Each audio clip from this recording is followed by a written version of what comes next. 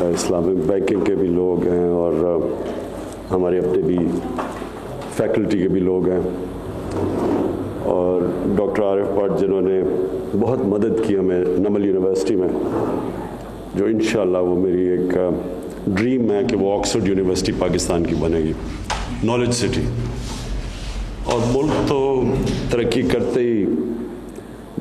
جس ملک میں نالج ہے وہ آگے چلا جاتا ہے۔ ایک قرآن کی آیت میں پڑھ رہا تھا، علامہ اقبال نے اس آیت کا ترجمہ کیا ہوا تھا کہ اور اس کا باقی جب میں نے ترجمہ قرآن میں پڑھا تو وہ نہیں تھا جو کہ علامہ اقبال کا ترجمہ اسی آیت کا تھا۔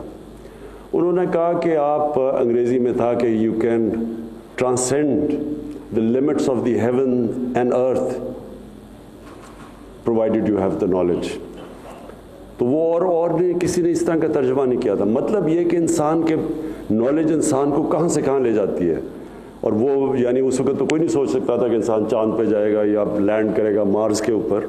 لیکن تب انہوں نے یہ 30s میں اس کا ترجمہ ایسے کیا تھا۔ تو ایک تو ہمیں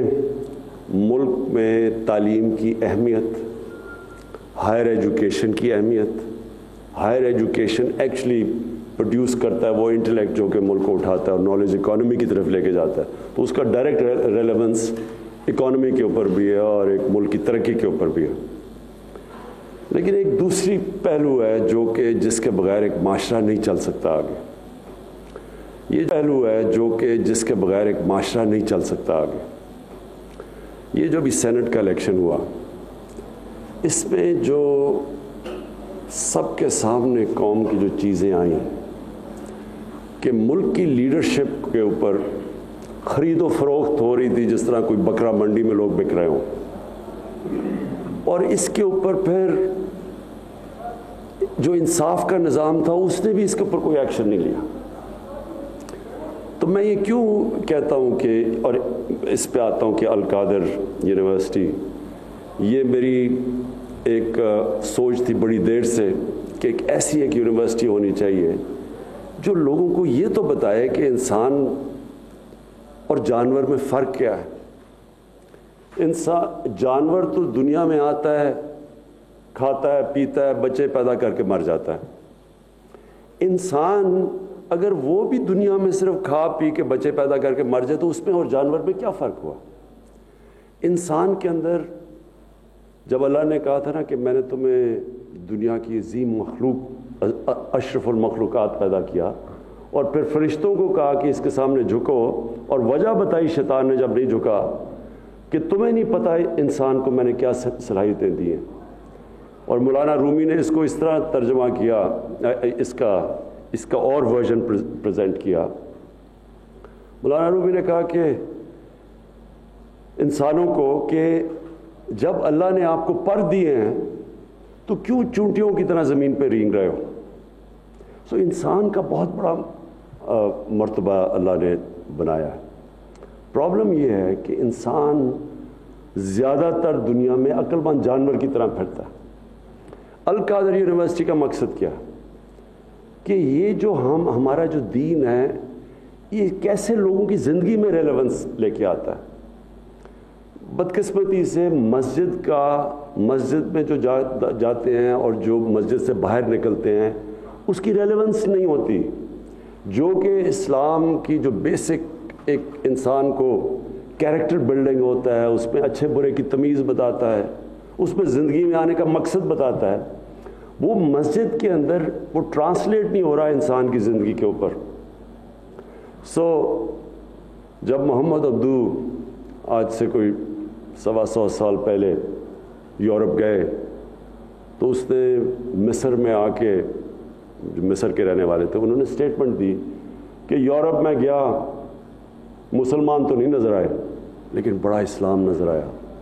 اور واپس مصر آئے تو کہا کہ یہاں مسلمان تو بہت ہیں، اسلام نہیں نظر آ رہا۔ سو میرا پوائنٹ یہ ہے کہ ہمارے پاس ایک انٹلیکچوئل، ایک ایسی یونیورسٹی ہونی چاہیے جو کہ وہ اسکالرز پروڈیوس کرے جو لوگوں کو ایک، جس طرح ایک الازہر یونیورسٹی نے ایک دفعہ مسلمانوں کے اندر، وہ بھی ایک سینٹر تھا لرننگ کا، سارے جاتے تھے, اسکالرشپ ہوتی تھی, بڑی بڑی ڈبیٹس ہوتی تھیں, بڑے بڑے یعنی جو ٹاپ ہمارے سائنٹسٹ تھے وہ ان کا جو انڈرسٹینڈنگ دین کی تھی اور قرآن کی وہ بھی بہت تھی. یہ بڑے بڑے سائنٹسٹ تھے, تو ساتھ ساتھ چل رہا تھا, سائنس بھی چلتی تھی, ان کو دین کی بھی سمجھ تھی. اب یہ بالکل سیپریٹ ہو چکا ہے, اور میں یہ چاہتا ہوں کہ اس یونیورسٹی میں وہ اسکالرشپ آئے جو کہ یہ آگے, جس طرح علامہ اقبال کا تھا کہ دی ریکنسٹرکشن آف ریلیجس تھاٹ کی ایک انہوں نے کتاب لکھی ہے, کہ اس کو اب آگے لے کے جائیں ہم, کیونکہ جو اسلام ہے اس کے جو علامہ اقبال کی سارا تھیسس تھا, اس کے جو فاؤنڈنگ پرنسپلز ہیں وہ تو چینج نہیں ہوتے, لیکن باقی چیزیں اجتہاد اس سے چینج ہوتی رہتی ہیں وقت کے ساتھ. وہ گرو کرتا ہے ہمارا دین, وہ اسٹیگنیٹ نہیں کرتا, اور وہ تب کرتا ہے جب کہ اسکالرز اس کیپبلٹی کے ہوں جو کہ ڈبیٹ کر کے تھاٹ پروسیس آگے لے کے جائیں. تو القادر انشاءاللہ میرا وہ ویژن ہے کہ یہ ہمارے ملک میں ایک ہماری سوچ کو ڈیولپ کرے گا. اس وقت جو ہمارا یوتھ ہے وہ اتنا متاثر ہے مغرب سے, مغرب کی ٹیکنالوجیکل پروگریس سے, اس سے وہ اتنے متاثر ہو گئے ہیں کہ وہ ریئلائز نہیں کرتے کہ اس میں بڑا فرق ہے. ایک معاشرہ ٹیکنالوجی میں تو آگے چلا جائے گا, لیکن کیا ان کی ایز ایک انسان ہوتے ہوئے ان کی گروتھ ہو رہی ہے یا نہیں؟ کیا وہ صحیح راستے پہ جا رہے ہیں, غلط راستے پہ چلے گئے؟ اور یہ ہمیشہ دنیا کی تاریخ آپ پڑھیں تو کوئی بھی ایسا سویلائزیشن نہیں ہے جو کہ ہمیشہ کے لیے اوپر جا رہا ہے. وہ اوپر گئے ہیں, پھر کوئی ایسا وقت آتا ہے کہ وہ غلط راستہ پکڑ لیتے ہیں اور وہ نیچے آنا شروع ہو جاتے ہیں. تو کیونکہ میں مغرب کو باقی سب سے بہتر جانتا ہوں, اور میں زیادہ مغرب میں پوری طرح رہا بھی ہوں اور ایک حصہ رہا ہوں معاشرے کا, میں آپ کو یہ بتا دوں کہ ان میں کئی اچھائی ہیں, اور وہ اچھائیوں کی وجہ سے وہ اوپر جاتے ہیں. ان کی ادارے ہمارے سے زیادہ مضبوط ہیں.